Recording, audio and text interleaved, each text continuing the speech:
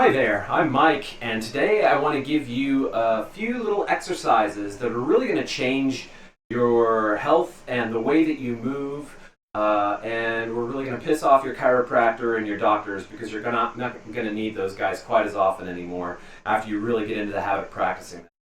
The first thing that I really want you to get into the habit of practicing is belly breathing.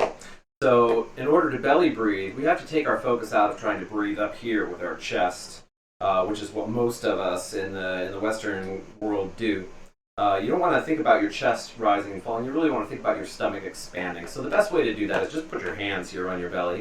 And when you take a breath in, just try to make your hands come out as far as you can. So breath in, pulling from the bottom, making my belly big, and blowing it out.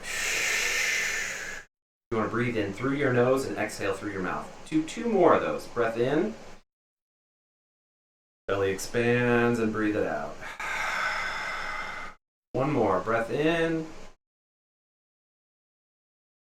and blow it out. Okay, part one. Second part.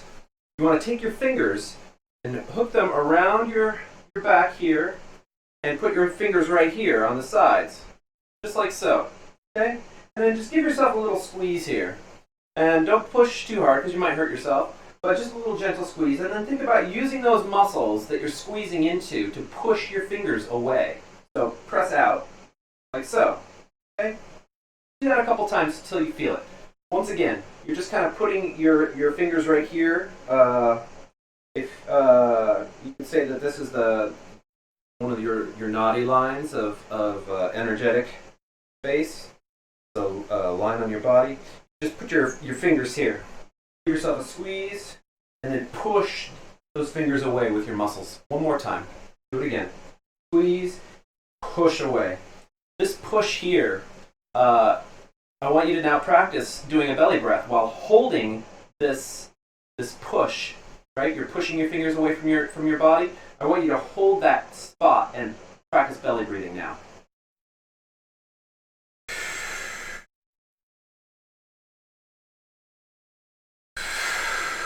You see that you can do this, you can hold this independently of your ability to breathe, right? So once you have both of those concepts down, you can move yourself in a way while you're breathing that will really help to support your back, because that's what this does. Think about it like a weight belt. This is your built-in weight belt. If you push out on these muscles, it helps you to keep your spine straight, so you can hinge at the hip like this. Right? Let me show you that. This is the third drill that I have for you, is the hip hinge. This is the whole point of all of the rest of this, is figuring out how to get that hip hinge and make it strong and make it work really, really well. Because once you have that, you're going to eliminate most of your back pain. You are going to eliminate most of your injuries that happen when you're picking something up and not paying attention, because you're going to do it every single time as a habit. You're going to eliminate a lot of the weird pain and stuff that you just kind of get from sitting too much. The more that you practice this, the more that your body will move in a way that is conducive to feeling great. So let me show you this last thing. You want to just get back here. I'm getting back here so that you can see my feet. Feet are approximately shoulder width apart.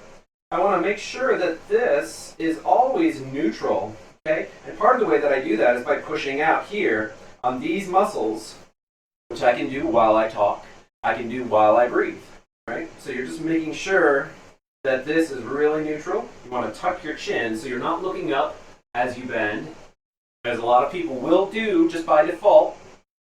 Tuck your chin just like this, and you want to keep that tuck the whole time, along with the neutral spine here. And then you want to sit back much further than you want. I'm not squatting, right? A lot of you are going to do this the first time, so you're going to have to practice sitting back. And I like to just kind of point at my hip bones right here and push them back into position. See how my shins are still upright? My spine is very neutral. My chin is tucked. I'm not looking up like this as I'm moving. Just like so. And then really sitting back into your back body until you feel your hamstrings back here, getting a pretty good stretch. And this is a really good hip hinge, if I do say so myself. If you want to really reinforce this movement, You can grab a dowel if you have one handy, or a broom. Hey, look at that, I have a broom. You can take this broom, this one's a little curvy, but it'll work with any old broom that you have around your house. You take this broom and hold it here, and you see how there's a point of connection here on the back of my head? There's a point of connection here between my shoulder blades, and my sacrum is touching this broom too. And so that's how I know that I'm really in a nice neutral position, because I can sit back real far, and that broom is touching me the whole time, right? In all three of those spots. I can get almost parallel with the ground, right? So when you do this, you're going to feel a big stretch in the hamstring. And that's exactly what you want, is that stretch in the hamstring.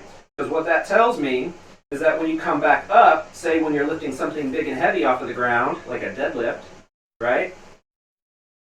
You are using your hamstrings to power yourself on the way back up.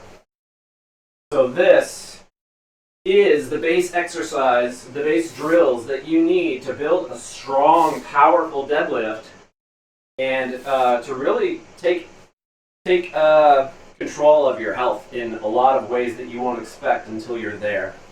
The stronger that you can get with that hip hinge and with deadlifting and strength in a way that is suited to your body, the better your overall health is going to be. So, that being said, I hope you really, really enjoyed that exercise, those drills. Practice that until it's just second nature to you, until you just move that way, until you're pushing out on these muscles and breathing at the same time, keeping all of this neutral and hip hinging. And once you got that, and that's really, really easy and you've completely mastered it, then you can add really heavy weight to it. I'd be willing to bet that if you've really got that hip hinge part nailed down, you could probably pick up your body weight right now. It's just a matter of getting your nervous system on board and learning how to do that movement and then starting to recruit a little bit more muscle. That being said, if you got any questions, comments, I'd love to hear them. Go ahead and leave them down below. Like my videos, subscribe to my stuff, share it with your friends. Help me spread the message of strength and taking over your control of your own health and making it as good as we can. I think that that's a really good thing for people to hear right now. Thanks for listening. I appreciate you. I'll see you soon.